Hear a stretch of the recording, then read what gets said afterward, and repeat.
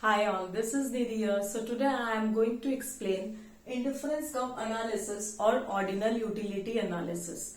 But before that, you have already studied the utility approach, which was based on the assumption that utility can be measured numerically, like 1 util, 2 utils, 3 utils and so on. So this is known as cardinal utility approach.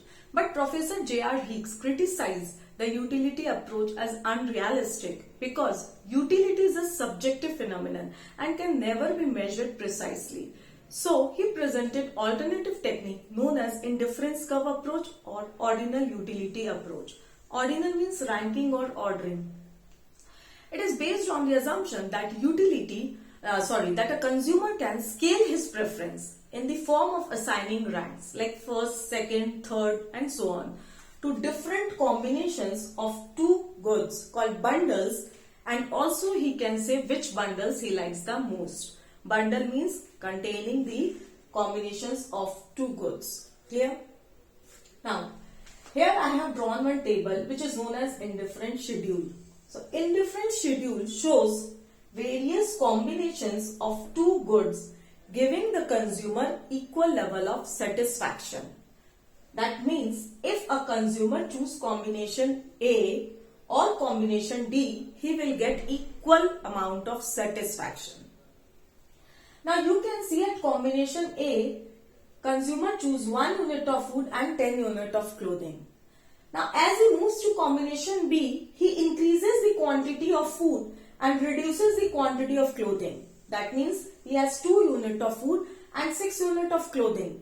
Before that, at combination A, he has 10 unit of clothing. Now he reduces to 6 unit and increases that of food quantity. That means in order to have one more unit of food, he or she has to sacrifice some amount of clothing in such a way that there is no change in the level of his or her satisfaction from the various combinations. Clear? If you plot this indifference schedule diagrammatically, you will get the indifference curve. That means indifference curve is a diagrammatic presentation of indifference schedule. Now let us plot. At combination A, he has 1 unit of food and 10 units of clothing. Here I will draw point. 2 unit of food and 6 unit of clothing. This is my combination A and this is my combination B. 3 unit of food and 4 unit of clothing. This is combination C.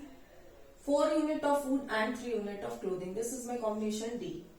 Now if you join these points, you will get the locus.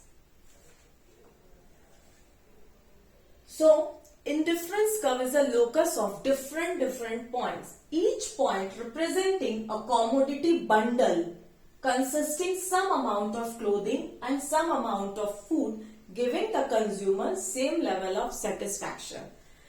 Now each point on the curve shows the combinations of two goods, namely A, B, C, D. That means food and clothing.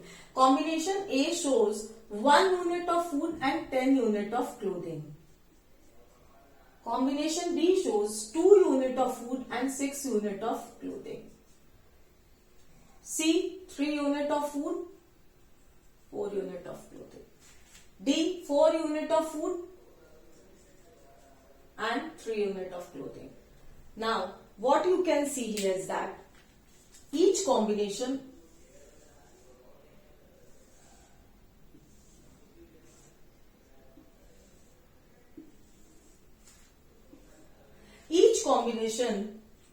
offers equal satisfaction to the consumer, so that the consumer is indifferent among the various combinations offered to him. Indifferent means impartial.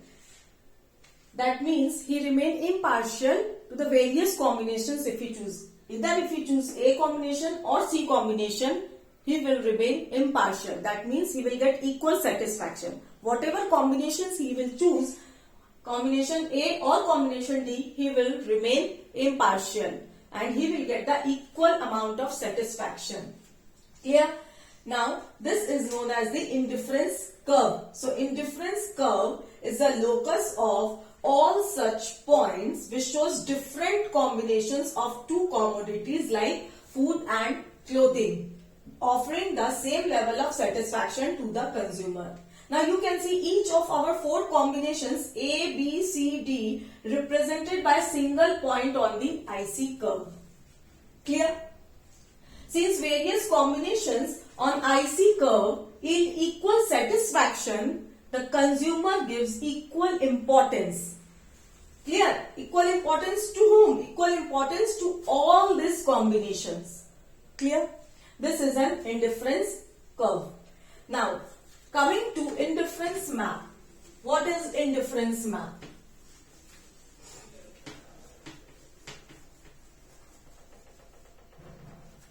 Now, so far we have constructed a single indifference curve.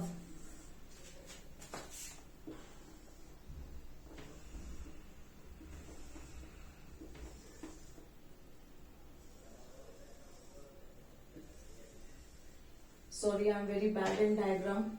So you draw it neatly.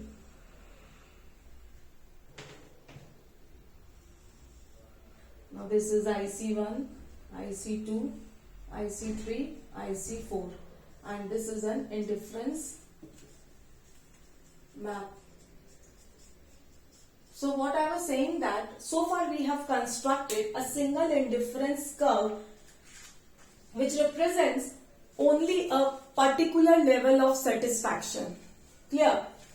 From various combinations of two commodities. However, a consumer may have more than one indifference curve.